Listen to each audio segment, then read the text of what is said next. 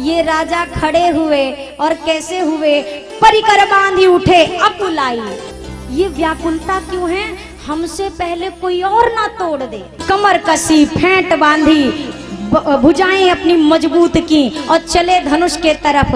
गोस्वामी जी ने अगला वाक्य लिखा, चले इष्ट देवन सिर नाई। अपने अपने इष्ट देवता को प्रणाम करके जा रहे हैं। क्या कह रहे हैं, हे भगवान ये धनुष हमसे उठवा देना।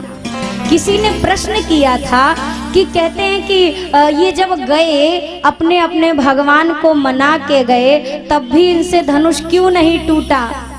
सभा में थे 10,000 राजा। कितने? 10,000। जब एक राजा धनुष तोड़ने जाता ना, तो पीछे वाले 9,999 अपने अपने भगवान से कहते, भगवान बचा लेना, इससे टूटना नहीं चाहिए। अब एक बेचारा अकेला और 9,999 एक बार में जोर लगा दिए, जहां बहुमत वहीं पे विजय। धनुष नहीं टूटा, सर झुकाए चले आ रहे हैं। दूसरा वाला ही ये गए थे धनुष तोड़ने, तोड़ लिए। हमें तो पहले ही पता था, गए थे मैं धनुष तोड़ लूंगा।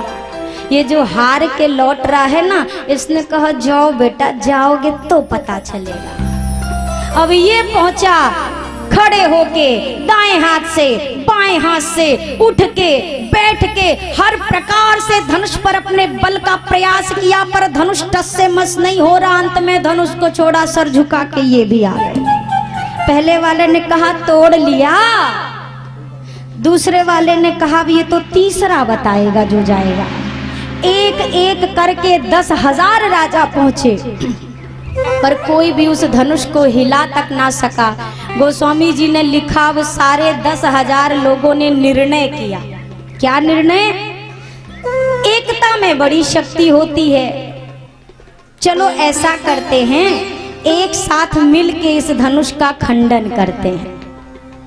एक होना और इकट्ठा होना, ये दोनों एक ही बात है कि अलग अलग बात है? बोलिए। आप तो ऐसे शर्मा जाते जैसे नंबर काट लूंगी मैं आपका। ये दो अलग शब्द हैं और विषय ही अलग है। एक होने का तात्पर्य होता है तन से भी एक होते हैं, मन से भी एक होते हैं, और ये इकट्ठा हुए हैं यानी कि भीड़ है। ये भीड़ है और ये इकट्ठा तो हुए हैं। क्यों? धनुष तोड़ेंगे। एक राजा ने कहा अगर 10,000 मिलके धनुष तोड़ दिए तो कन्या एक है, विवाह किससे होगा? दूसरे राजा ने कहा धनुष टूटते ही तलवार निकलेगी और जिसकी खोपड़ी बचेगी उसी गले में जयमाला जाएगी। अब सोचिए, ये 10,000 हैं और 10,000 राजा यही सोच रहे हैं, बेटा तुम 9,999 मिलके धनुष तोड़वा तो रहे हो, पर विवाह तो हम ही करेंगे। और यही बात 10,000 सोच रहे हैं। और जहाँ पर निज स्वार्थ की भावना से लोग इकट्ठे होते हैं ना, वो कार्य सफल होने वाला नहीं है। ये चले गोस्वामी जी ने लिखा, भूप सहसे 10 एक ही बारा, लगे उठावन करई नटारा। भूप सहसे 10 एक ही बारा, लगे उठावन करई नटारा। अरे भिगई न शंभु सरासन कैसे, कामी वचन सती मन जैसे। भिगई न शंभु सरासन कैसे, कामी वचन सती मन जैसे। सब नृप भये जोग उपहासी, जैसे बिनु विराग सन्यासी। सब नृप भये जोग उपहासी, जैसे बिनु विराग सन्यासी। 10,000 राजाओं ने अपनी शक्ति आजमा ली, पर धनुष इन सब से मिलकर भी नहीं हिला। जब धनुष नहीं हिला तो अब जाकर के ये सारे लोगों के मध्य में श्री जनक जी महाराज खड़े हुए अपने आसन से और संबोधित किया, दीप दीप के भूपति नाना, दीप दीप के भूपति नाना। आए सुनी हम जो पन उठाना, आए सुनी हम जो पन उठाना। बजहु आस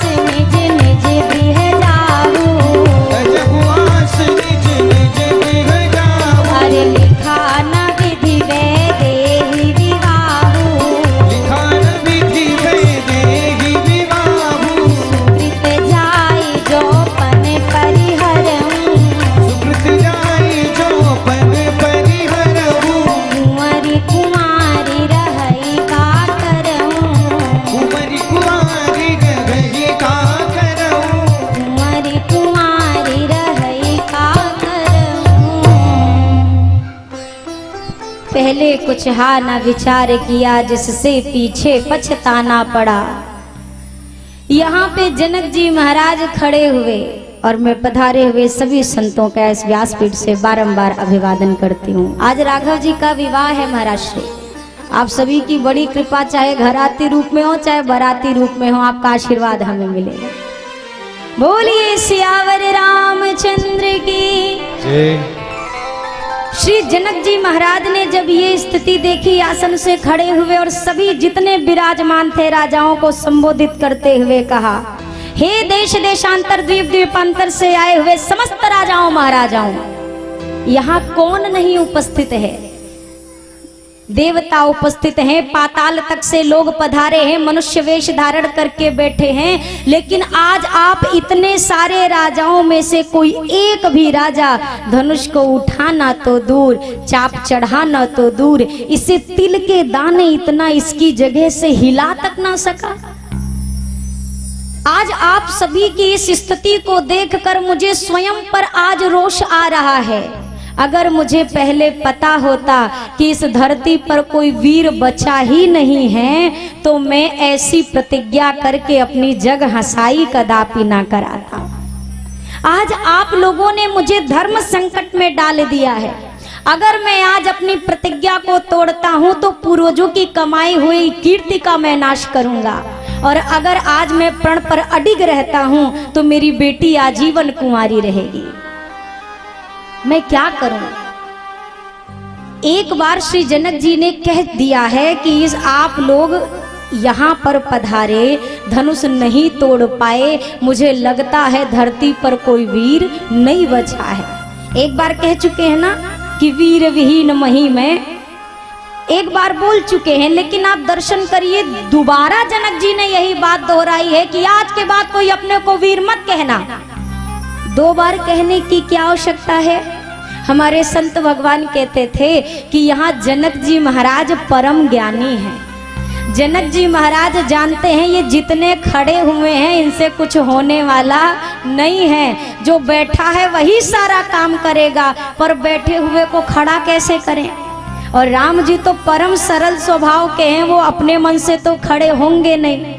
जनक जी ने उपाय लगाया, अगर बड़के वाले को खड़ा करना है तो उसके पहले छोटके को खड़ा करना पड़ेगा, और छोटे वाले कब खड़े होंगे? जब बड़के वाले को कोई बात कही जाएगी। या फिर ऐसे समझिए, गोस्वामी जी ने लिखा है, जैसे ये झंडे लगे हुए लगे ना, झंडे में से डंडा निकाल लो तो झंडा खड़ा रहेगा क्या? नहीं ना। ये लक्ष्मण जी भी डंडे के समान है। किसके लिए? रघुपति की रति विमल पताका दंड समान भयौ जस। राघव जी की कीर्ति रूपी ध्वजा को फहराने के लिए लखनलाल डंडे का काम करते हैं। जनक जी सोच रहे हैं एक बार डंडा खड़ा हो जाए तो झंडा तो अपने आप लहरा जाएगा, लेकिन एक बार में नहीं खड़े हुए तो दोबारा कहना पड़ा, आज के बाद कोई वीर मत कहना। मैं समझ गया धरती का ये गोल पिंड वीरों से खाली हो चुका है। अब लखनलाल कैसे सहते? पहली बार तो सारा रोष पी गए कि गुरुजी बोलेंगे, भैया बोलेंगे, ये मुझसे बड़े हैं। जब दोनों में से कोई नहीं बोला तो लखनलाल खड़े हो गए। किसी ने कहा आप काहे खड़े हो गए? बोला कि भैया पर आँच आई है, वीरता पर सवाल उठा है। लखनलाल जी शेष के अवतार हैं। सर्प के पास मड़ी होती है, मड़ी पर कोई आँच आए तो फड़ी अपने आप खड़ा हो जाता है। ये रघुकुल मणि है, और जब इनके ऊपर बात आई तो शेषावतार लक्ष्मण जी क्यों ना खड़े होते? खड़े हुए आसन से। आज जनक जी जैसे ज्ञानी, बड़े बड़े ऋषि मुनि जिनके सामने बैठ करके शास्त्रार्थ और ब्रह्म की चर्चा करते हैं, ऐसे जनक जी महाराज आज जब उन्होंने पूरी सभा में राम जी के होते हुए कहा कोई वीर नहीं है, अब लखनलाल खड़े हुए आसन से और आज जनक जी की ओर देखकर कहा, भैया मुझे क्षमा करिएगा, बिना आज्ञा के लक्ष्मण प्रथम बार कुछ बोलने जा रहा है, पर बोलना आवश्यक था। आप में से कोई नहीं बोला, इसलिए मुझे बोलना पड़ रहा है। अरे कही जनक जैसे अनुचित बानी,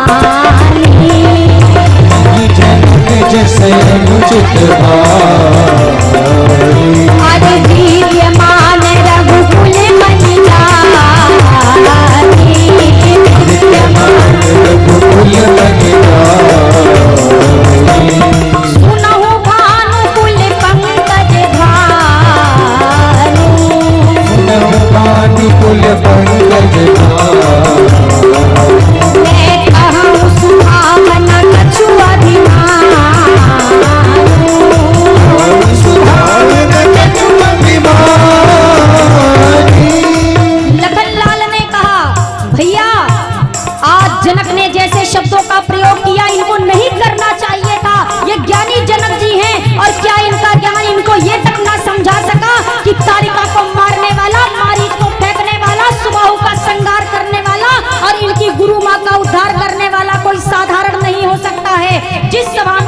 रघुवंश शिरोमणि श्री राम जी बैठे हो, आज उस सभा में कोई ऐसा बोल गया कि धरती पर कोई वीर नहीं है, जनक जी को वीरता का प्रमाण चाहिए, मुझे एक बार आज्ञा दे करके देखिए ये धनुष की क्या बिसात है। प्रभु एक बार आज्ञा दो। अरे जो तुम्हारे अनुशासन जो तुम्हारे अनुशासन मैं कंदु कई व ब्रह्मांड उठाऊं, कंदु कई व ब्रह्मांड कांचे घट जिम्मेदारों फोरी, कांचे घट जिम्मेदारों और सकौ मेरी लंग जिमि तोरी, सकौ मेरी लंग जिमि तोरी, कमल नाल जिमि चाप चढ़ावो, कमल नाल जिमि चाप चढ़ाओ, मैं जो जन सत प्रमाण ले धावो, जो जन सत प्रमाण ले धावो। मुझे एक बार आज्ञा दे करके देखिए ये धनुष क्या चीज है। ये धनुष जिस सभा में है, ये सभा जिस मिथिला में है, ये मिथिला जिस ब्रह्मांड में है, पूरे ब्रह्मांड को उठाकर दिखाऊंगा कैसे। और जैसे इस धनुष को तोड़ने की बात चल रही है तो भैया इसको बस नहीं, पूरे ब्रह्मांड को कच्चे घड़े के समान फोड़कर चकनाचूर कर दूंगा। मुझे एक बार आज्ञा दे करके देखो। इस पर प्रत्यंचा चढ़ाने की बात है, कमल के नाल के समान इस पर प्रत्यंचा चढ़ाऊंगा। इतना ही नहीं, जनक जी कहते हैं कोई उठा नहीं पाया, इसे चाप चढ़ाऊंगा, उठाऊंगा और 100 योजन तक लेकर दौड़ के दिखाऊंगा। किसी ने बोला लक्ष्मण अभिमान से बोलता है, तब तक यहाँ लखनलाल ने कहा अरे मैं क्या, रघुवंश का कोई एक छोटा सा बच्चा भी जिस सभा में बैठा हो ना, उस सभा में कोई ऐसी बात नहीं कर सकता है।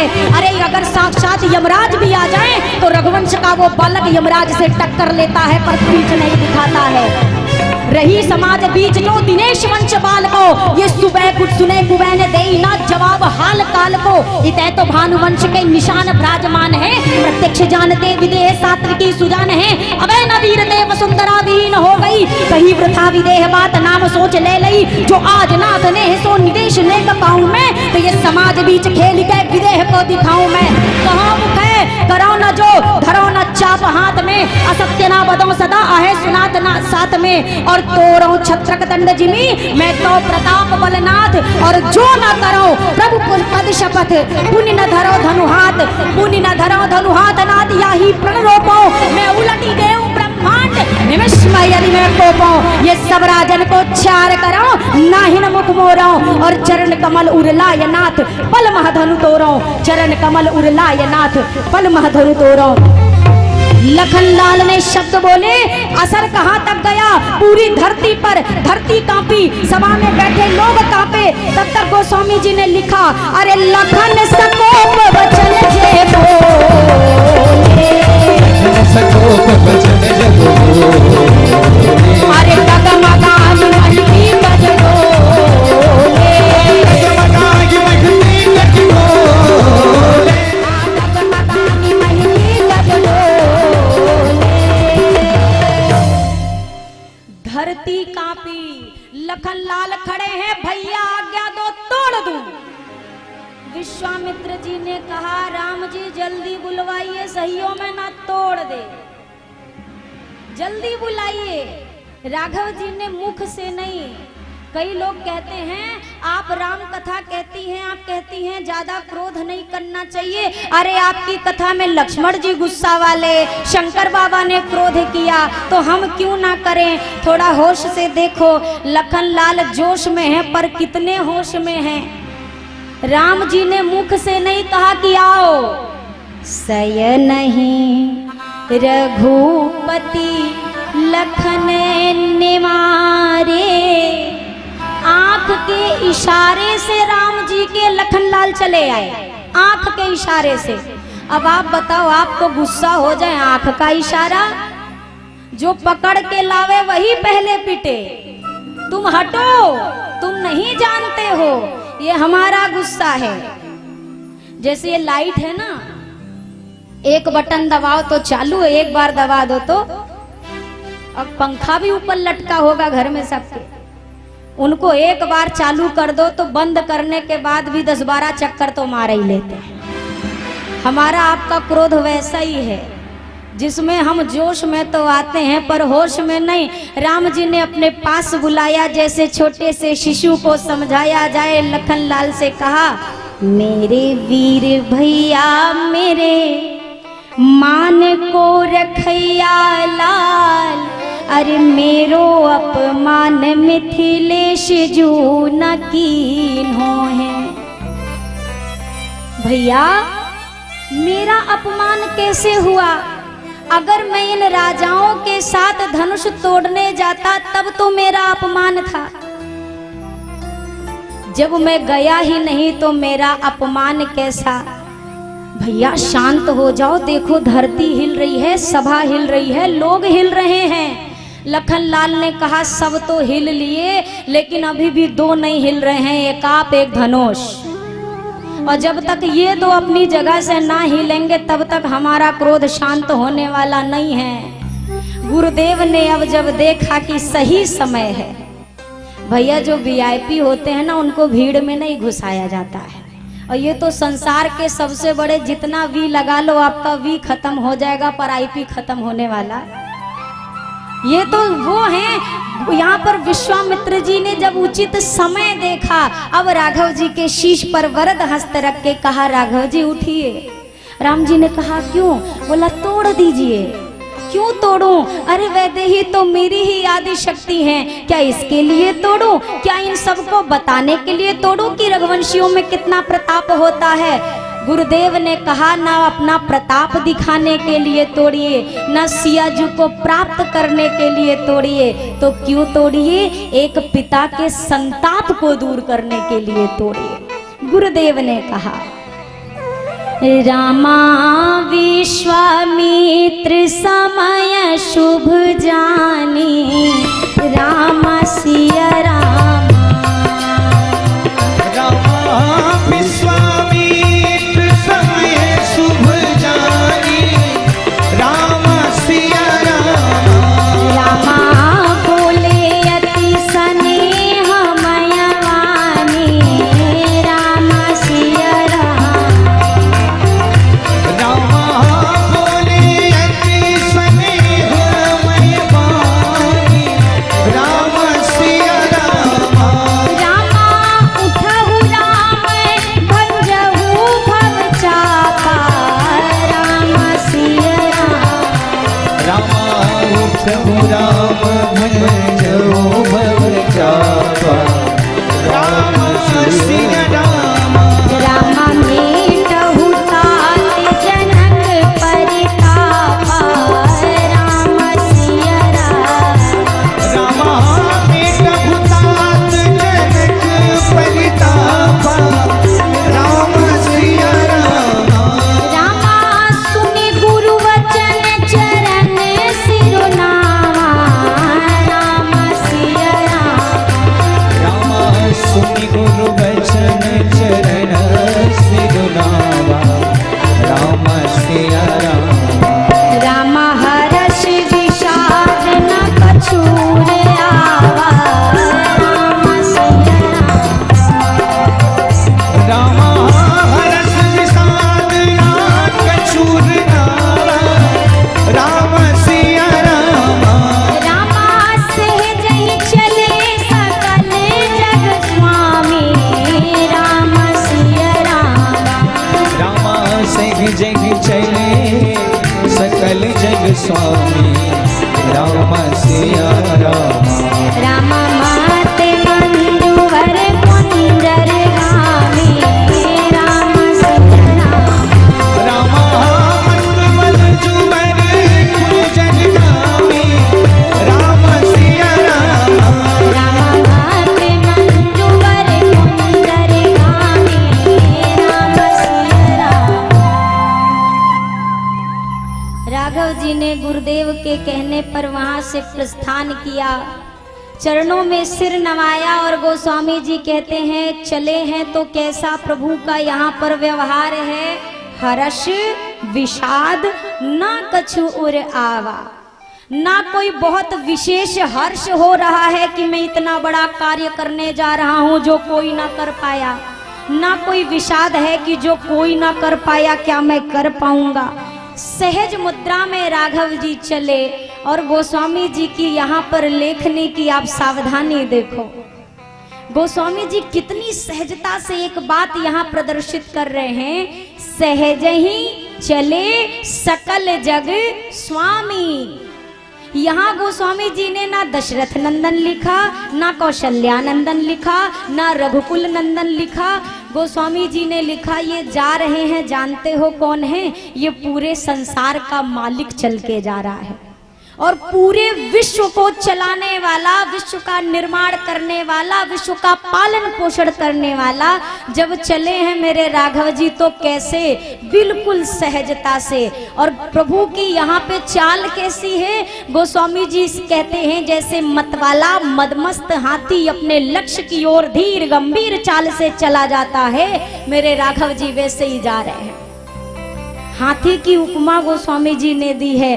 किसी ने पूछा आप तो सदैव प्रभु को सिंह की उपमा देते हो, अचानक हाथी की गजराज की उपमा क्यों? गजराज देखा है ना, मैंने कल भी पूछा था तो आपने हाँ बोला था। गजराज जब गांव की गली से गुजरते हैं तो जो हमारे बड़े बुजुर्ग हैं आज भी हाथ जोड़ लेते हैं कि भगवान गणेश आ रहे हैं, करते हैं ना।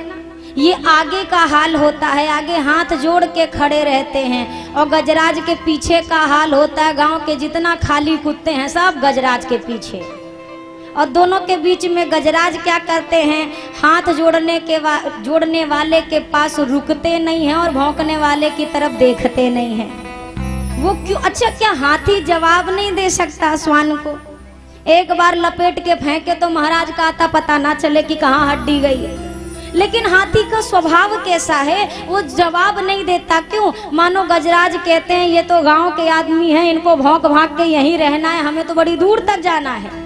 अगर हर गांव के श्वान को मैं जवाब देता रहा तो मैं अपने लक्ष्य पे जीवन में पहुंचने वाला नहीं हूं। लक्ष्य की प्राप्ति करनी हो तो कभी कभी दुनिया की बातों को ऐसे कान में उंगली डालकर हटा देना चाहिए। हम ज्यादा परेशान किस बात से होते हैं, चार लोग क्या कहेंगे। ये चार की बवाल बहुत विकट है। कोई भी चीज हो, चार लोग क्या कहेंगे, चार क्या बोलेंगे, चार क्या सोचेंगे, चार क्या देखेंगे, चार क्या कहेंगे। अरे जिंदगी में क्या कहेंगे ये तो हमें नहीं पता, आखिरी में एक ही बात ये चार कहेंगे, राम नाम सत्य। चार ही तो कंधा देंगे तो यही तो बोलेंगे। तो जीवन भर का मत देखो चार क्या कहेंगे, जीते जी ऐसा व्यवहार बने कि ये चार कुछ भी कहें पर हमारे राघव जी क्या कह रहे हैं बस ये ध्यान देना। राघव जी चले, बिल्कुल जब धनुष के निकट पहुंचे सुनैना अम्बा घबराई। शिव के धनुष बड़ा भारी, धनुष कैसे तुड़ी है रघुराई। बड़े बड़े राजा कठिन तप कैले, लगे ना हिलाई डोलाई। और धनुष कैसे तुड़ी है रघुराई। बड़े बड़े राजा जिसको हिला डुला तक ना पाए, ये छोटे से कमल के पुष्प के जैसे कोमल राजकुमार कैसे तोड़ेंगे। तब तक एक सखी ने कहा, माँ हे सुनैना जू, इनकी आयु पर मत जाओ, इनकी लघुता पर मत जाओ। अंकुश छोटा सा होता है पर विशालकाय हाथी को अपने वश में करके रखता है।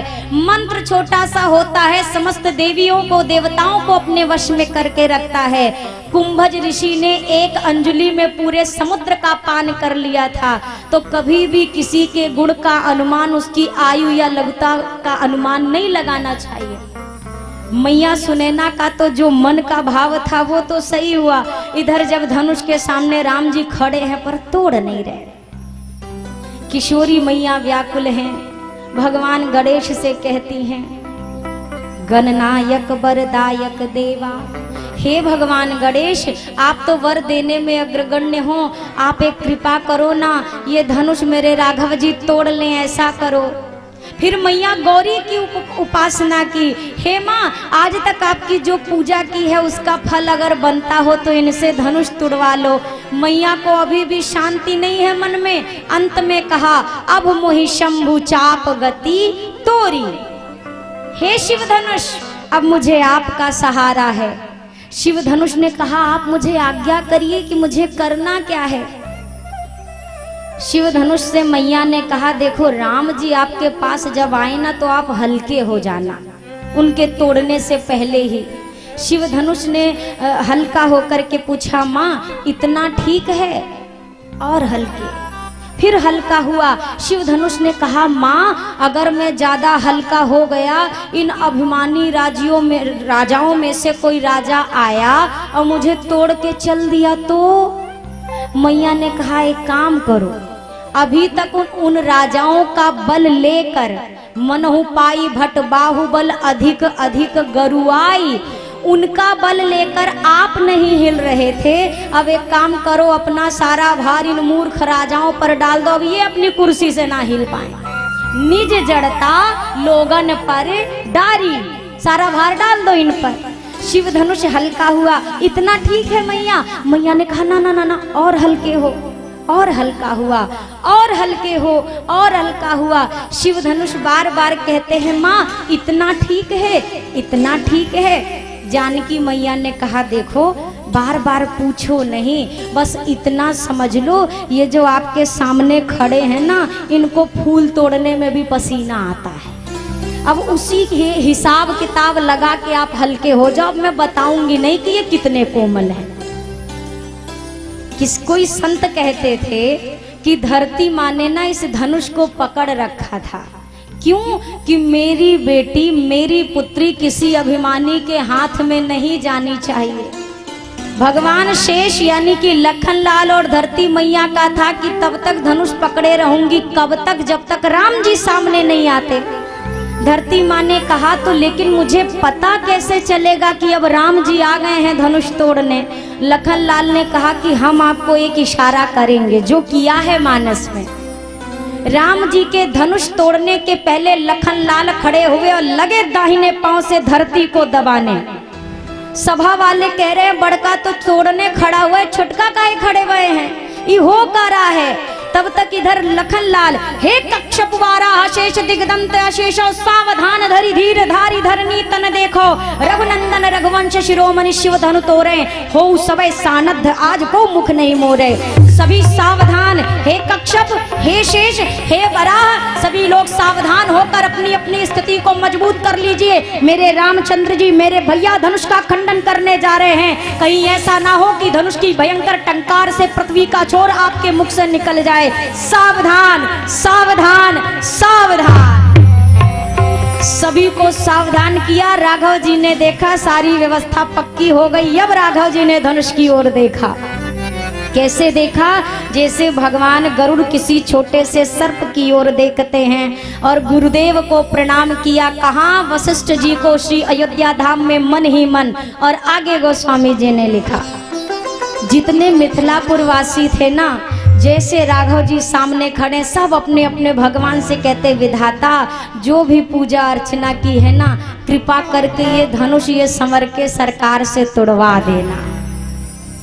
रामा चाप समीप राम जब आए, रामा सिया रामा, रामा चाप समीप राम जब आए, राम सिया रामा, राम नरे नारिन सब सुमित मनाए, राम सिया रामा, रामा नर नारिन सब सुखित मनाए, राम सिया रामा।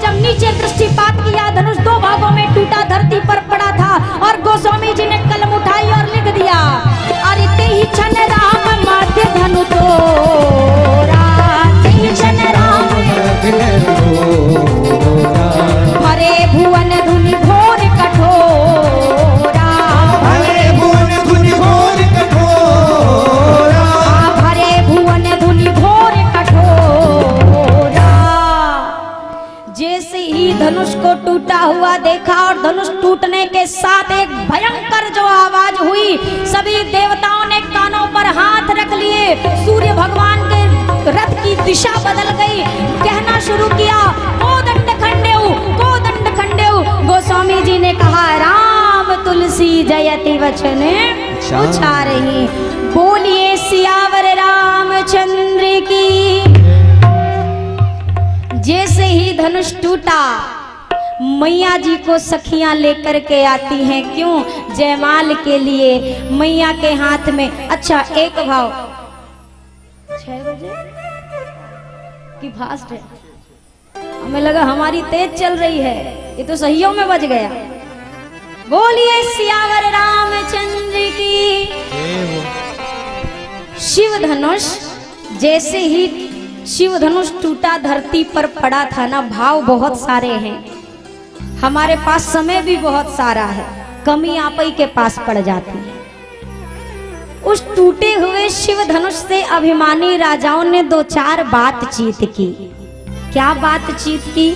शिव धनुष से कहा, तोड़ दिया ना, हमारे हाथ से उठे होते तो तोड़ते नहीं, खाली चाप चढ़ा के प्रतिज्ञा पूरा करके धर देते। जिसके हाथ से उठे उन्होंने तोड़ के देखो धर दिया जमीन पे। दुख तो हो रहा होगा। शिव धनुष ने कहा, आज जितना सुख मुझे कभी नहीं मिला। क्यों नहीं मिला? शिव धनुष ने कहा, आज तक जब तक मैं जुड़ा था, परिवारों को तोड़ने का काम करता था। जिंदगी में पहली बार मैंने टूट कर 2 परिवारों को जोड़ दिया है, इसीलिए मैं बड़ा प्रसन्न हूँ।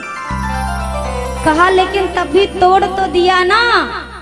ये तो सांत्वना वाली बात है, तसल्ली दे रहे हो अपने मन को। शिव धनुष ने कहा, तोड़ा भी तो देखो। मैं अगर अपनी जिंदगी में उठा तो कैसे उठा? राम जी के हाथ से उठा। और गिरा तो कहाँ गिरा? राघव जी के चरण में गिरा।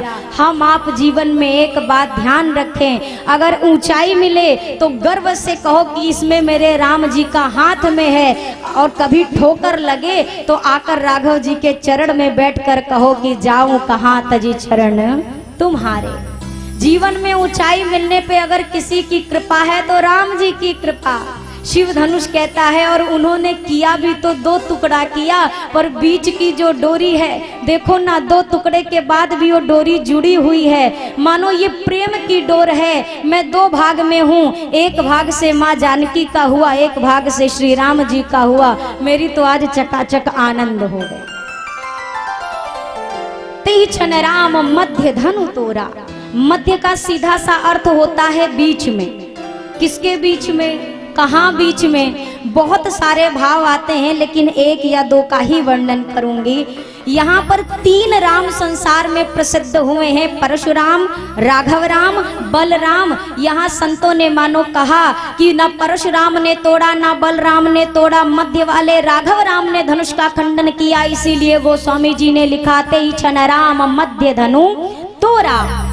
3 नगरी का मुख्यतः वर्णन होता है, अयोध्या नगरी, मिथिला नगरी, लंका नगरी। अयोध्या में नहीं तोड़ा, लंका में नहीं तोड़ा, बीच वाली मिथिला नगरी में धनुष का खंडन हुआ।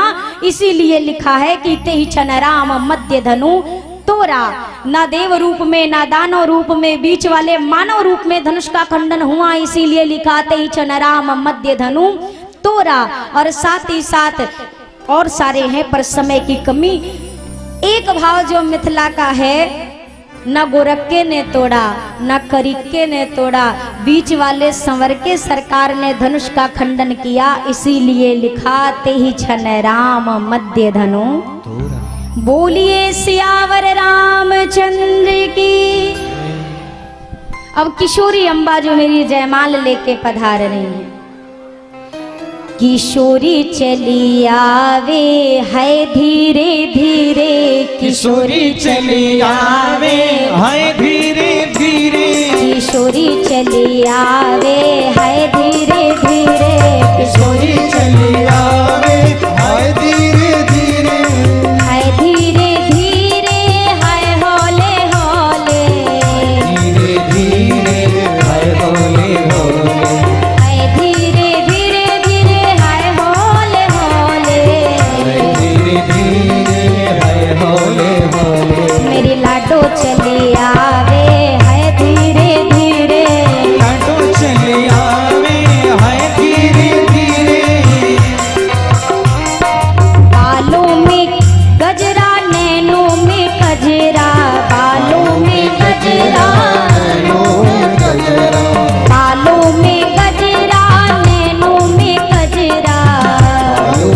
कजरा नैनों में कजरा चुनर लहरावे है धीरे धीरे चुनर लहरावे हाय धीरे धीरे किशोरी चली आवे है धीरे धीरे किशोरी चली आवे हाय धीरे धीरे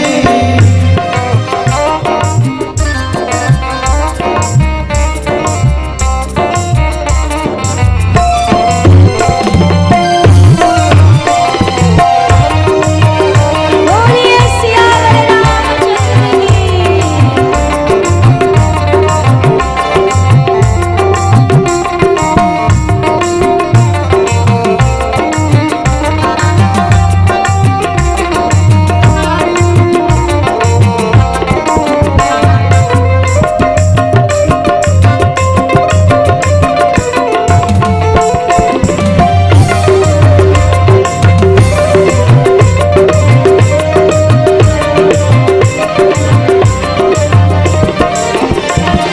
हाथी कंगनवा पैर पे जनिया। मेरे कजरिया आपके ऐसे ही जयमाला होती है, ऐसे ही होती है जयमाला। तब तो पीटते हो एक एक घंटा, और आज राघव जी की जयमाला तो एकदम शांति खामोश। सब बजा के गई है तालियों के साथ ही। अरे हाथी कंगनवा पाँव पे जनिया, हाथी कंगनवा, कजरिया हाथी कंगनवा पाँव पे जनिया, हाथी कंगनवा, बाब पे जनिया हाथी कंगनवा तेरे पे जनिया। गगनवा मेरे कजरिया पायल छनकावे है धीरे धीरे, पायल चमकावे हाय धीरे धीरे किशोरी चली आवे है धीरे धीरे। किशोरी चली आवे हाय धीरे धीरे रघुनंदन को रूप निरख के, रघुनंदन को, रघुनंदन को रूप निरख के, रघुनंदन को। थोड़ा सा शर्मावे है धीरे धीरे, थोड़ा सा शर्मावे हाय धीरे धीरे थोड़ा सा शर्मावे है धीरे धीरे। थोड़ा सा शर्मावे हाय धीरे धीरे किशोरी चली आवे है धीरे धीरे, किशोरी चली आवे हाय धीरे धीरे पावन छवि अब लो की सहेली, पावन छवि अब लो, की सहेली पावन छवि अब लो की सहेली। छवि की सहेली सिय जयमाल राम उर्मिली, जय माल रापुर में किशोरी चली आवे है धीरे धीरे, किशोरी चली आवे हाय धीरे धीरे किशोरी चली आवे है धीरे धीरे। किशोरी चली आवे हाय धीरे धीरे सिय जयमाल राम उर्मिली। राघव जी लंबे हैं, किशोरी जी छोटी सी हैं। अब मुकुट लगा के राघव जी और लंबे हो गए हैं। सखियां कहती हैं थोड़ा सरकार आप झुक जाते ना तो किशोरी जी आराम से आपको जयमाला पहना देती। लखन लाल ने कहा हमारे भैया किसी के आगे झुकेंगे नहीं। सखियों ने कहा कि अब माला कैसे पड़ेगी, ये तो झुकते ही नहीं हैं। तब तक एक सखी ने कहा सुनो, हमने सुना है ये जो अपने दुल्हा सरकार हैं ना ये बड़े लजीले हैं। अभी 5-6 तो सखी घेर लो, लाज के मारे सर झुका लेंगे। अब ये सारी सखियां झुंड बना के पहुंची। तब तक लखन लाल के रहते कौन राम जी को झुका पाए। सखियों ने कहा छोटे सरकार आप जाइए। लखन लाल ने कहा संसार की कोई ताकत हमें राम जी से अलग नहीं कर सकती। सखियों ने कहा ब्याह आपके भैया का है कि आपका है? आपका नहीं है ना, आप चलिए बैठिए। अब यहाँ लखन लाल ने कहा भैया ये सब की सब मुझे आपसे अलग कर रही हैं। राघव जी ने कहा लक्ष्मण हम ससुराल में हैं, आज हम कछु बोलेंगे नहीं। लखन लाल तो हटे और जैसे हटे ये सखियां घेर के खड़ी हो गई। राम जी ने कहा लक्ष्मण घेराबंदी शुरू हो गई भैया। लखनलाल ने कहा आपने का बोला था ससुराल में है कछु बोलेंगे नहीं, तो हम हूँ आपके ससुराल में हैं, आप कुछ बोलेंगे नहीं तो हम कछु देखेंगे नहीं, गिरे रहो। राघव जी के गले में मैया ने जब माला डाली, एक सुंदर सा भाव आता है, आज बहुत याद आ रहा है, पता नहीं क्यों। जिस भांति मुझे ललचाना पड़ा था नाथ, आज उसी भांति आपको भी ललचाऊंगी। ये भाव कहाँ का है? ये मिथिला का भाव है, क्योंकि मिथिलावासी कहते हैं कि राम जी तो पहले ही गर्दन झुकाए खड़े थे, हमारी किशोरी जी माला नहीं डाल रही थी।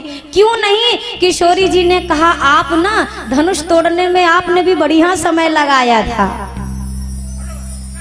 जिस भांति मुझे ललचाना पड़ा था नाथ, आज उसी भांति आपको भी ललचाऊंगी। जैसा था गुमान आपको धनुष के तोड़ने में, और वैसा ही सुजान स्वाभिमानता दिखाऊंगी। अधिक विलंब से उठी थी जो विरह ज्वाला, शीतल स्नेह बिंदु से उसे बुझाऊंगी। और नाथ तरसाया धनुष तोड़ने में आपने, तो मैं भी जयमाल छोड़ने में तरसाऊंगी। मैया ने कहा पहले हिसाब बराबर होगा तब माला पड़ेगी, जितना देर हम व्याकुल थे आप भी ऐसे झुके रहो।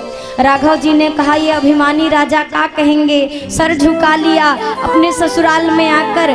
मैया ने कहा इन मूर्खों को ही तो बताना है कि मैं भक्ति हूँ, आप भगवान हैं, और भगवान तो सदैव भक्ति के आगे झुक कर रहते।